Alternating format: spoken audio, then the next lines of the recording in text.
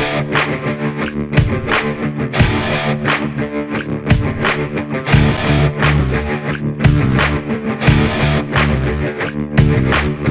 guys, we started at 8 o'clock this morning. It's like 12:30 now.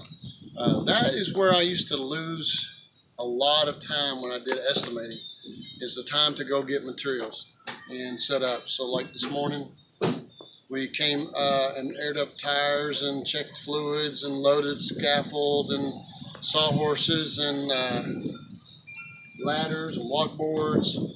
Made sure we had all the screws we needed, and then we went to the place to get the metal. We're going to put a roof between here, this carport, and that mobile home. And so in order to do that span, I'm using 2x10s.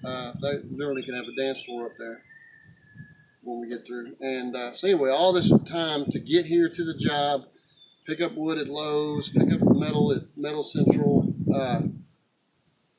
All that took 4.5 hours.